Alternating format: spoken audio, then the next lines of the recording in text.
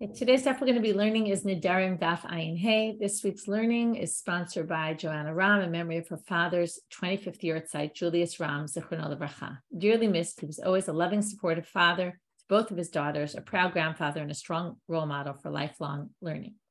Today's daf is also sponsored by Anina, Plia, and Gordon Marks in honor of Sarah Marks' birthday. We love you so much and are so inspired by your learning. Okay, we're going to start with our daf. We were in the middle of a section, so really in the middle.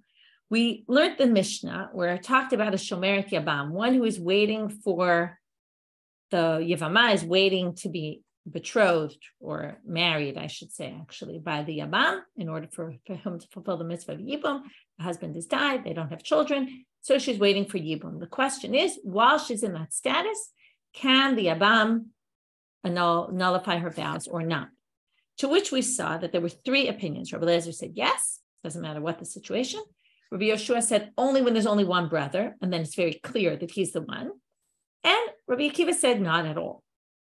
To which Rabbi Eliezer was understood in the end, and this is what we're dealing with, Rabbi Ami said it must be that Rabbi Eliezer means only if the brother, let's say there's a number of brothers, the brother did maamar. If he didn't do maamar, which we said was a similar, something parallel that the rabbis instituted that would have effects somewhat like a betrothal. And therefore, if you do that already, then she's already much more designated to him, and then he can nullify her vows. And now we're going to see, we brought a Tosefta to try to prove Rabbi Ami after we had a whole bunch of things about Rabbi Ami. Now we have a Tosefta to prove it. And the question is, how did we prove it from the Tosefta? And that the Gemara didn't yet explain.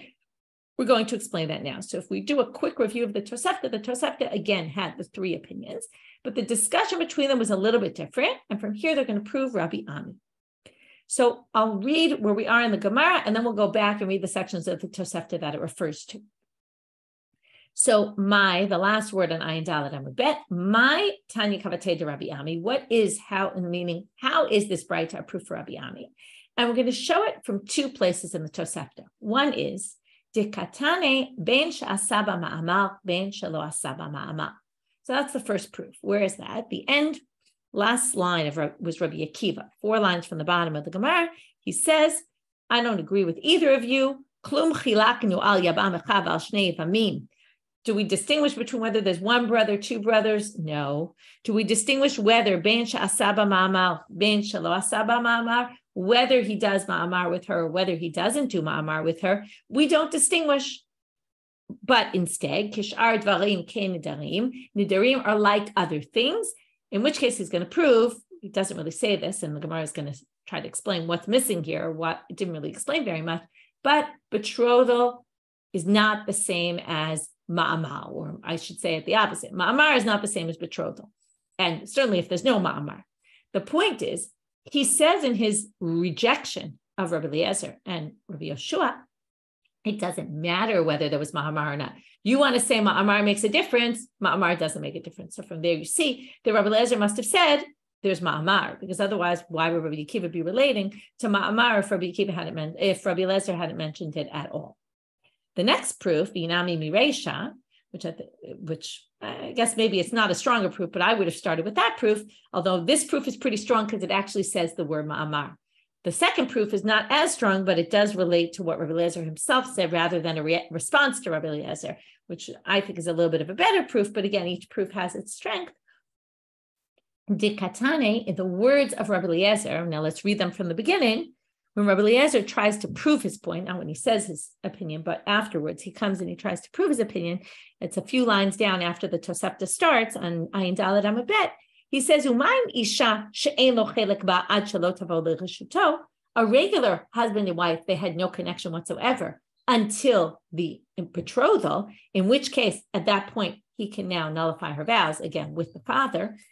Mishebat lereshuto nigmera lo. Now, once she comes into his domain, she's already his to the extent that he can nullify her vows.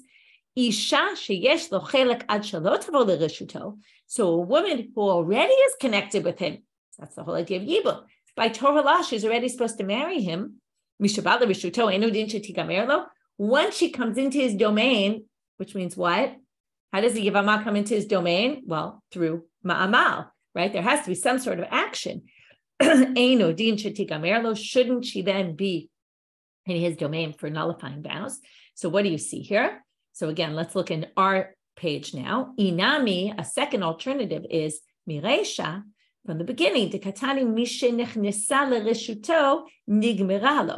right? Once she comes into his domain, she should be his.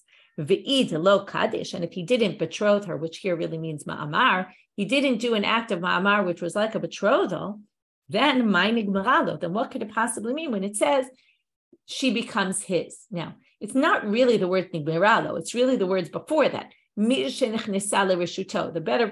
The wording of the Gemara should have really been, if he didn't betroth her, then what does it mean? Sometimes the Gemara just uses a shorthand, like quotes the general thing, even though it really probably is referring to the words mishin nechnesa l'rishuto, which is the same way in the first part of the sentence it was referring to betrothal of a regular man to a woman. This would be referring to maamar. So from there, again, it's a better proof because it's Rabbi Eliezer himself. It's a weaker proof because it doesn't actually use the words maamar. So that's why probably they started with Rabbi Akiva, where maamar was explicit. But again, it was Rabbi Akiva's reaction to Rabbi Eliezer rather than Rabbi Eliezer himself speaking. Last thing to figure out in this Tosefta is my ukashar dvarim ke nedarim dekatane. So what is this line? Like other things, I would switch the order. Nedarim are like other things, where when there's maamar, it's not going to be the same as betrothal.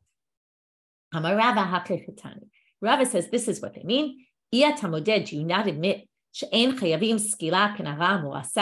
Rabbi Akiva says to Rabbi Eliezer, don't you agree that if she commits adultery with another man after she's done maamar, do you not agree with me that she's not going to get stoned like an aram or asa? Now, why is it so obvious to him? Because maamar was anyway instituted by the rabbis. So the Torah punishment that they give to a betrothed woman couldn't possibly apply, even if you hold like Beit Shammai, that it's koneh kinyan gamor, that it's a complete transaction or acquisition. It still won't have a Torah status of a betrothed woman, and she won't get stoned. And that's what he means, kishar dvarim ke nedarim.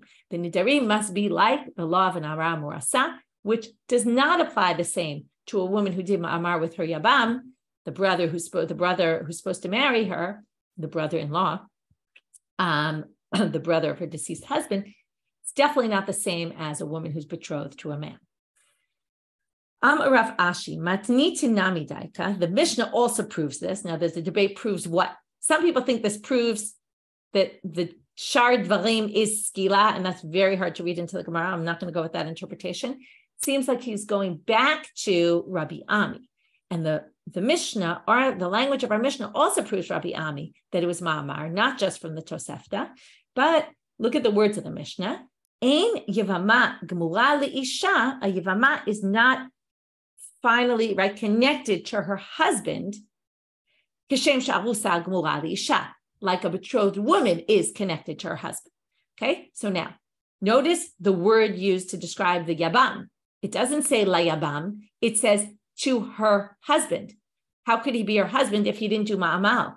If she was waiting to do yibum with him, the Mishnah would have called him the yabam. Instead, the Mishnah calls him isha, her husband, which seems like they must have done ma'amar. Otherwise, he wouldn't be called the husband, he'd be called the yabam.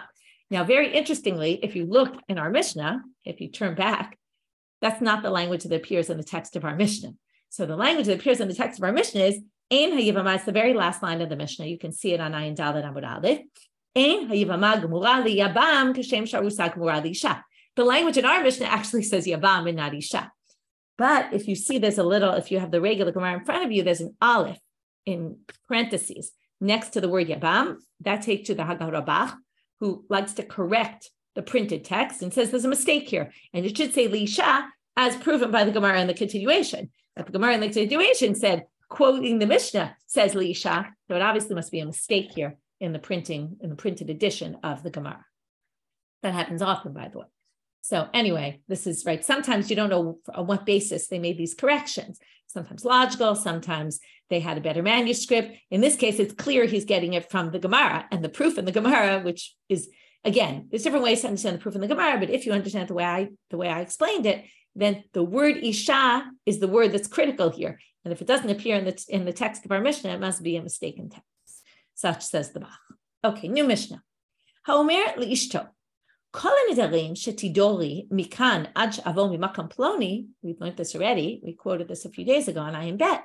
If a husband says to his wife, any neder that you vow from now until when I come home, okay, he's going on a trip, and he says, I want to protect you, right? And anything you say now, one thing I haven't yet mentioned, although I assume it's coming up in the Gemara later, but it's clear that when a husband annuls a woman's vows at the time, forget about this case where he's doing it in advance, when he nullifies her vows, okay, one of the differences between hafara and hatara, okay, hatara and nedarim is when you go to a chacham and the chacham gets rid of your vows.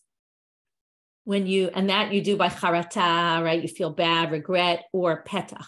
Say, oh, had I known, I never would have done this. Now that works to retroactively just dissolve the vow, like as if it never was. Which means that if, let's say, in between the time you made the vow, you broke the vow, and then you went to the chacham, you actually won't be punished because you annul it from the beginning. So it's as if there never was a vow. When a husband nullifies his wife's vows, it's different. He nullifies it from now going forward. So that means if she did it in the morning, remember, it has to be the same day, or the truth is, it has to be he heard on that day. So she could have done it a few months ago, gone against her vow. He hears about it, nullifies it. It's only nullified from that moment. So if she went against her vow earlier, she actually gets punished. It's not so critical to hear, but it's a point that I wanted to make that I was kind of waiting to see it inside, but we haven't seen it inside yet. But it's a very important point, distinction between hatara and hafara. But now we're going to talk about something else. So he stands up in advance and he says, I'm going away. I want to protect any vows you make. Why did I think to say this now? Because if, let's say, when he comes home, she already made vows and she already went against them, she could get punished for it. So he wants to protect her and say, listen, I'm not going to be around. I'm not going to hear your vows, but I'm going to say right now. Okay, so now there's two options. If he says, harehin kayamim, if he says, I'm establishing them, I want your nedarim to be valid. I'm already saying it right now. Lo amar klum. That definitely is ineffective. Okay? Why is that definitely ineffective? So one answer we're going to have to see later, because in a minute we're going to see why he thinks that hafara works, why Rabbi Eliezer thinks hafara would work, and his logic wouldn't apply in the reverse direction. It would only apply. Okay, so we'll have to leave that aside because we haven't seen his logic yet. The Mefaresh, who's the one in place of Rashi, says, because nidarim shelo ba'u la'olam eino yachol lekayem. It's kind of like when you acquire something. We've learned that ein adam makneh davar shelo ba'u la'olam. You can't acquire or pass on the rights of something to someone else if it doesn't exist yet in the world. Likewise, you can't establish something. It's kind of the same idea of a kinyan. You're establishing something. You can't establish something that's not in existence. So that's one option. The Rosh and the Meiri say that she might take a vow on something that he's going to want to get rid of. In other words, he has no idea what kind of vows she's going to take. And the whole idea of hafarat nedarim is to protect her. So basically we're assuming that when somebody says that, they don't really mean it because they don't really know what vows she's going to make. And maybe she'll end up making a vow that he really doesn't want to establish as a vow and to ratify. So therefore, we don't even allow this to take effect because it's almost like a meaningless statement, because who would do that? And if you think about it, the whole point of ratifying the vow just prevents it from being nullified. But we can let you do that when you know what the vow is. But if you don't even know what the vow is, the whole idea of these halachot is actually to allow it to be nullified. And if you do that in advance, you have no idea what she's going to say, you would never mean to support it, And again, I think it's also this idea, well, it's true, there's two possibilities. You can ratify or you can nullify, but the Torah is really giving you these rights in order to nullify. It's just if you ratify it, there's no way to nullify it, but they're not going to let you weaken your opportunities to nullify it, because that's really what this is all about. So anyway, there's different ways of understanding why kiyum is clearly not an option. But if you say in advance, these are going to be nullified, Rabbi Eliezer omer mufar, the chachamim omrim eino mufar. So again, we have a debate, Rabbi Eliezer against the rabbis. And just like in the previous Mishnah, where he disagreed with Rabbi Yoshua and Rabbi Akiva, and there was a back and forth in the Mishnah, which is not so common in the Mishnah. And then we saw another back and forth in the Tosefta that was a little more expanded and a little bit different. We're going to have the exact same thing here. We're going to have a discussion in the Mishnah between them, each one trying to prove their point. And we're later going to quote the Tosefta with a more expanded and a little bit different version of their argument. So here goes. Amar in the Mishnah. Amar Rabbi Eliezer. Im hefer nedarim shabau lichlal isur. If a husband has the rights to take something that's already forbidden, the wife says, I'm forbidding this to myself. If he can get rid of that, lo yafer nedarim shalo ba'u lichlal isur. What's stronger? It's stronger when it's already forbidden, and yet we give him the rights to nullify it. So when it hasn't even come into existence yet, of course we're going to give him the rights to nullify it. Wouldn't logic state that that would be obvious? In other words, we're basically saying it's much weaker now, and it's easier to get rid of something weaker when it doesn't exist yet. So let's allow it to get rid of it now. Not let's, but it must be allowed, because this is much easier to do than once it's already forbidden. And that's why Kiyum doesn't work in the reverse order, according to the Ran. The Ran says the logic would say if it's weaker, so of course you can't ratify something that's weaker. You can only ratify something that's stronger because it's ratification rather than nullification. Okay, now, Amrulo, the rabbi said back to him, what do you mean? It's a gzera katuv. It comes from the Torah. We're going to see a hekesh where you compare two things that are juxtaposed. Isha ikimena v'isha yifarena. It says the husband can establish it, ratify it, and the husband can nullify it, which means only things that can be ratified can be nullified. But you agree with me, Rabbi Eliezer, that you can't ratify it. Well, if you can't ratify it, then you're not allowed to nullify it. So if it doesn't come under the rubric of something that you can ratify, then you also can't nullify it. So what he's saying is, since they're both given, those two powers are given to the husband equally, you can only do one when the other is also able to exist. And since ratification can't work here because there's no vow yet, then you also can't do nullification. The Gemara starts off with a question. They ask the following question. The Rabbi Eliezer, now, the whole question is according to Rabbi Eliezer, and this is what we're going to deal with till the end of today and even into tomorrow's stuff, which is, when Rabbi Eliezer says that the husband is allowed to nullify a vow in advance of his wife. So he says, I'm going away on a trip. Any vows that you make while I'm away are going to be null and void. Now, what does it mean, null and void? Mechal chalin ubetelim. So let's say the wife takes a vow while her husband's away, and she says, I vow not to eat apples. And then what happens? Does the vow take place for a second there? And then, well, since the husband said before, anything you say will be nullified, then it gets nullified. Or, Dilma lo chalin klal. Or does his statement prevent it? So as it's coming out of her mouth, it basically doesn't come out of her mouth, so to speak. It never takes root, okay? It never, I'm trying to translate the word lachul. It never exists. It never comes into existence. Does his statement from before prevent it from coming into existence? That's the question. Obvious question before we get to an answer. L'may nafka mina. What's the practical relevance? Okay, it's a very nice theoretical question. Is this neder, when he says it will be null and void in advance? Right? Obviously, when she takes a vow and later he nullifies it, it was a vow and then it became nullified. The question is, when he says in advance, anything you say will be nullified, does that mean it never happens at all? It never comes into existence, never takes effect? Or does it mean that it took effect for a moment and then disappears? Okay, so again, what's the practical difference? Now moving to Amud Bet. What if someone did what we call hatpasa? They said, and me, okay, I'm like her. Or, so it gives two options to this, because when did they do hatpasa? In that 1 second that it, right? Because we're talking about a millisecond almost, right? The fact that it takes effect for a second and then immediately disappears. So either they did it in that millisecond, which is hard to imagine, or what it means is that, let's say she forbade a particular apple, and then they said, that is for me also. Now, it could be, even though it took effect for a second, then it was nullified, but maybe there's Isser on, since there was Isur on that apple, you could do hatpasa on that apple even later because there was some effect on that apple even though you got rid of the neder, but it was there to begin with. So maybe there would be an option. And it's hard to understand theoretically how exactly this works, but imagine in some way it existed enough to allow hatpasa. So if you say it took effect, then havi tfisuta, then it would be. And lo chalin, if you say it didn't take effect, lo ikamashasha, then there's nothing to it. This vow is an irrelevant vow that someone else took on her vow. So now the Gemara wants to know, so, okay, well, which is it?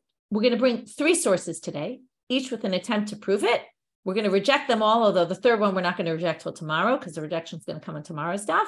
But in the end, they will all be rejected.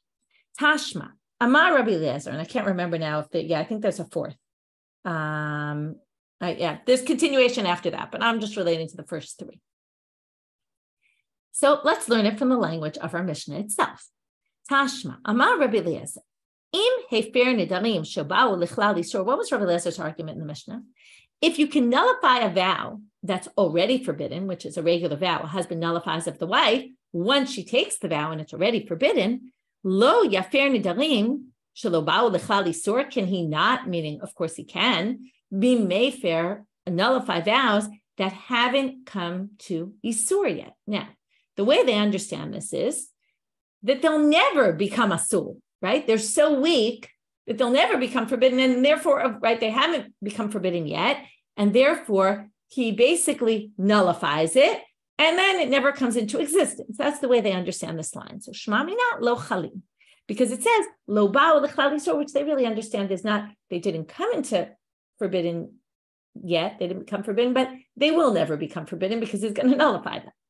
To which the Gemara says, but that's not what it says. It doesn't say that they will never become forbidden because he nullifies them from before they're even made and they never take effect. No, shelo ba'u katane. It says, could he not nullify vows that have not yet come into existence, right? To prohibition, right? To isur. Shelo ba'u katane adayin lo ba'u. What it means is they haven't yet. But it does possibly give the option that it could mean, though, they will come to Isur when she says it in her mouth and, when she expresses it, and then it will be nullified. So this could go either way. This line was really talking about right now when the husband stands up, they haven't yet become prohibited because she didn't yet say anything. But when she does, maybe they will and immediately become nullified. That doesn't help us at all. Tashma, second source. For this, we're going to quote the Tosefta, and for this, I'm going to share the study guide. So now we're going to have a kavachomer of Rabbi Eliezer in the Tosefta of Nedarim, chapter 6. Tashma, Amar lahem Rabbi Eliezer, Uma b'makom she'ein mefer nidrei atzmo. Now we're going to talk about a regular person and their own vows. Forget about a husband and wife. I'm going to talk soon first about a regular person. If I make a vow and I want to get rid of my vow, I can't, right? I can only do hatarat nedarim. I can go to a chacham, as we said, and I can make reasons, give him reasons, charata, petach, okay. But I can't do hafara. I can't say what I said is nullified. It doesn't work. So that's the first part. Uma b'makom she'ein mefer nidrei atzmo, I'm going back to what I just read, where he can't or she can't nullify a vow that was already made. And yet, right,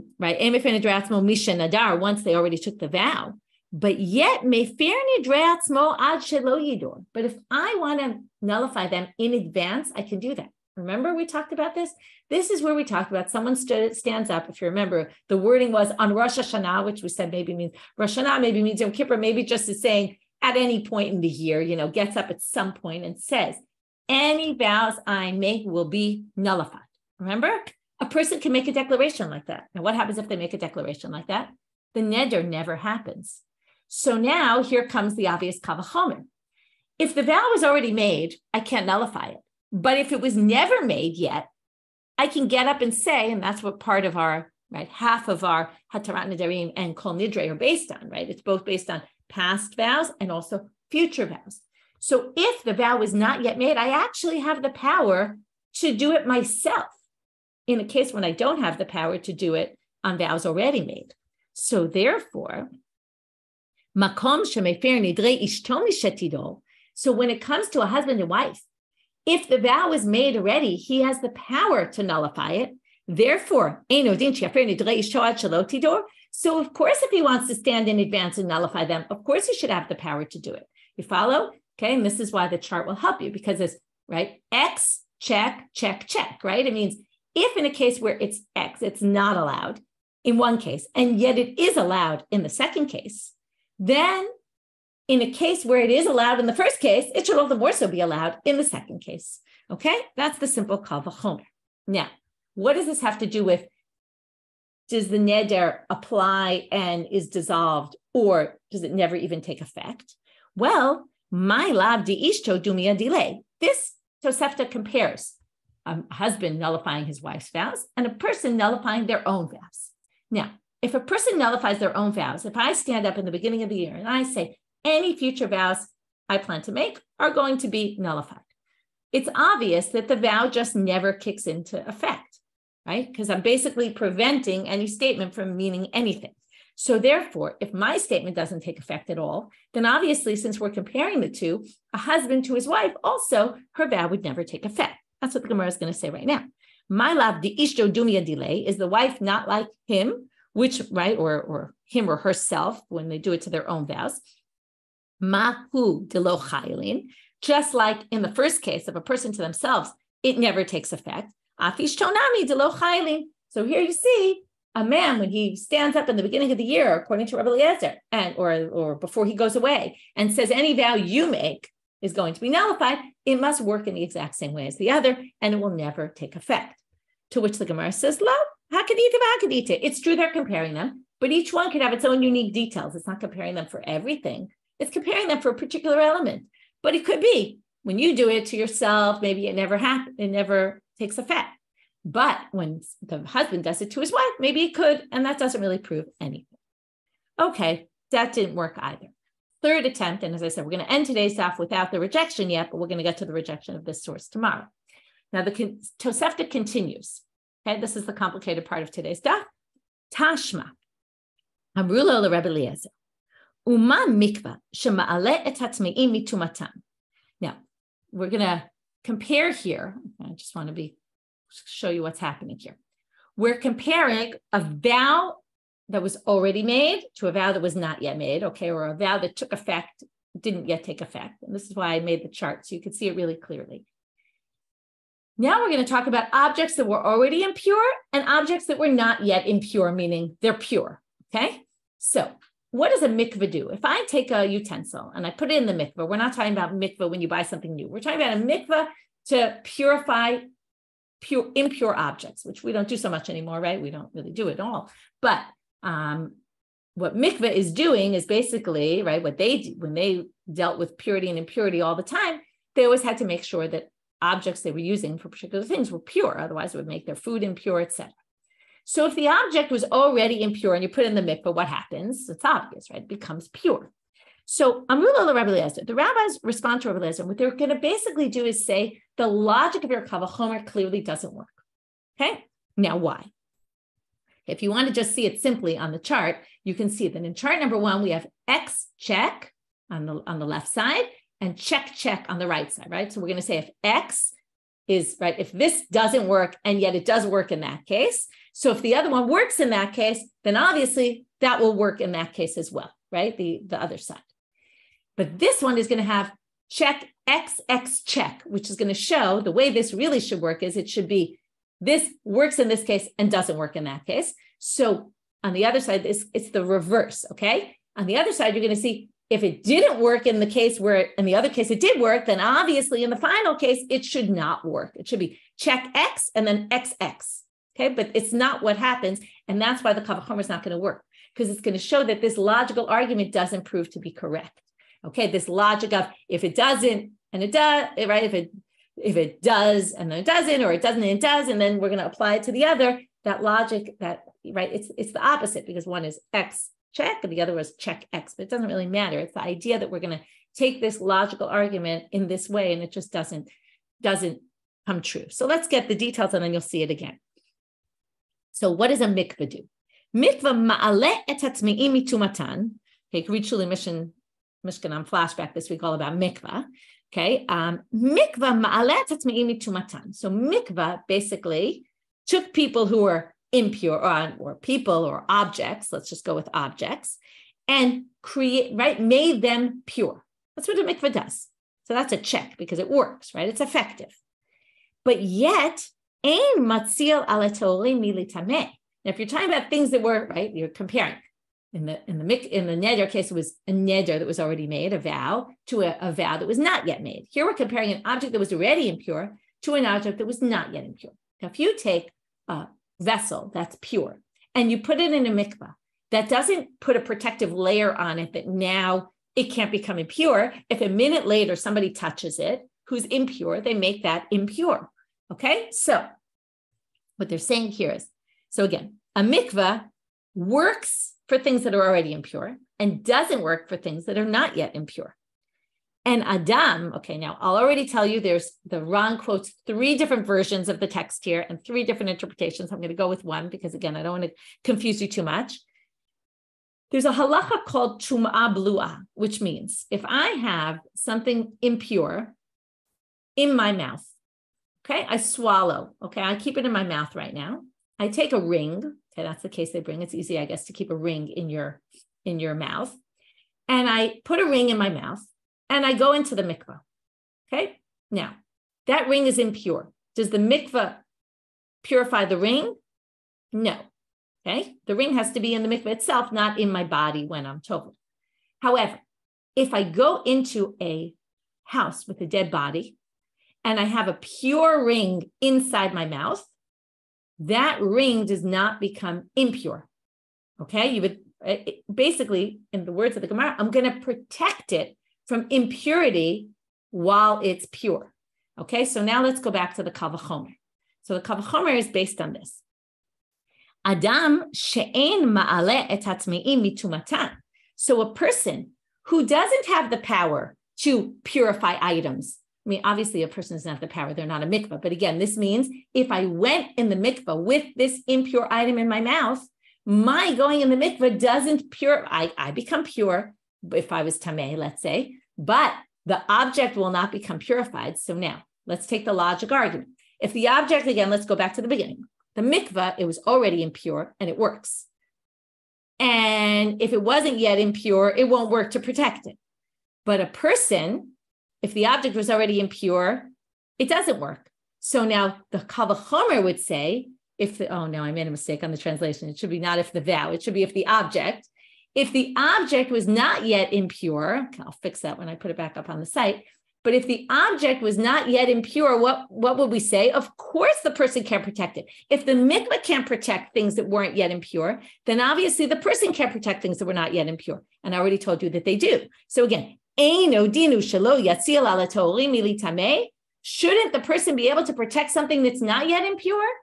Okay, so again, that means, shouldn't I, right? I should be able to protect it from I shouldn't be able to protect it from litameh because, again, if the mikvah, which can purify impure objects, but can't help things that aren't yet impure, and the person can't even do what the mikvah does, which is can't take objects that were already impure and purify them, then obviously they're not going to be able to protect items that aren't yet impure, but that's not true. The halakha is that they can protect objects that are not yet impure, and therefore this logic doesn't work, okay? So what we have here is, again, let's talk about what's similar and let's talk about what's different. What's similar is both are talking about the difference between something that's already in existence to something that's not yet in existence, okay? Obviously, it's a different thing. One is a vow and one is purity, right? Impurity really is the thing that we're talking about that either exists already, the impurity, or the impurity doesn't yet exist. What's different about them is the direction, but that shouldn't matter. Right? The direction of the Kal V'chomer is, in the first case, it's X check, right? In other words, this doesn't work and this does work. So in a case where this does work, the obvious thing should be, this should also work. And in this case, we're going to have, this does work and that does, and yet, when it's not yet impure, it doesn't work. So when the person, when he himself or she herself can't purify this object, then the Kal V'chomer should say that if it wasn't yet impure, it also shouldn't work. And yet the halacha is the opposite. So what do you say in the words of the Rani? Says it, well, this shows that this one has this way of working and this one has this way of working, and you can't apply the logic from one to the other. And that's why your Rabbi Eliezer can't work, because one is not dependent on the other. Okay, that's what he basically says. Now, what does this have to do with what we're talking about? And let's forget about that. It's trying to be this further argument between Rabbi Eliezer and the rabbis about our topic. But what are we trying to figure out? We're trying to figure out, does her vow take effect or for a second and then get nullified, or does it never take effect at all? Now, in the comparison to mikvah, when we're talking about the mikvah being able to protect from impurity, what we mean is, again, this doesn't work, but the logic was, if it wasn't yet impure, right, and you put it in the mikvah, wouldn't it protect it from becoming impure, which would mean that if somebody touched it, it wouldn't be like the vow, the option of, oh, well, the idea of this protective layer, let's say, right? You put in the mikveh, this imaginative thing, which isn't true, but that they're suggesting is, I put something in the mikveh and that kind of puts a shield around it. So if somebody touches it, it won't be impure. That means it'll never become impure. It won't be like, oh, it'll become impure, but the fact that it was in the mikveh will now make it poof, it's pure. No, it would be that it would protect it from ever becoming impure. So if that's the comparison, shma mina, lo chaylin. Now the Gemara wants to assume from this source, it would sound like, if since we're comparing these two, that the vow would never take effect, just like we're saying the object would never become impure. So that's what they're going to try to prove now. The problem is the continuation of the Tosefta is not going to continue with that thinking, and going to bring another comparison, and then we're going to have to figure out how we deal with this source. But right now, that's why we brought the source, to try to prove that since we're comparing it to mikveh, and the thinking of the mikveh, the logic would be that in the comparison, that the mikveh theoretically would protect us from ever becoming impure. That means that the husband could protect the vow from ever coming into effect, and it would never come into effect at all. That's what we think right now. Hold off till tomorrow's daf till we reject this source. So what we did today was, again, a quick review. First, we finished up with the last. We proved, how did the Tosefta prove Rabbi Ami? Which lines? And we showed two different lines in the Tosefta to prove Rabbi Ami, that maamar, right, that you have to have maamar. According to Rabbi Eliezer, who is the most lenient position there, he would agree, though, that it would only work for the yabam to make for the Nedarim of his wife if there was maamar. We explained this last line of the Tosefta of Rabbi Akiva. What's kishar dvarim ke nedarim? That it's this issue of skila by the naram or asa. Then we brought this new machloket between Rabbi Eliezer and the rabbis about, can a man nullify his wife's vows in advance? Rabbi Eliezer says yes. Chachamim said no. He brings one argument in the Mishnah. He brings a different argument in the Tosefta, and the rabbis have a different way of disagreeing with him, right? Basically, he brought a kavach chomer in the Tosefta, and the rabbis knocked it out. But anyway, that wasn't the reason we brought the Tosefta, although it's interesting to see, right, in any case. But then we had this question. When Rabbi Eliezer says that the husband can nullify the neder in advance, does it mean that it will never take effect, or it will take effect for a second and then be nullified? Nafkamina, if somebody did hatpasa on that neder, they tried to connect their vow to that vow. Is there a vow to connect to, or is there wasn't a vow at all to connect to? Again, this is only according to Rabbi Eliezer. The Chachamim would obviously disagree, because they don't think he has the ability to do this. Chachamim would clearly say hatpasa works, because there's obviously a neder, because they don't think he could even nullify the vow. But we're only asking according to Rabbi Eliezer. We brought three sources, one our Mishnah and two from the Tosefta to try to prove it. But in the end, each source gets rejected, even though we haven't yet rejected this last source, but it will be tomorrow. Wishing everyone a good week and a good day. See you tomorrow.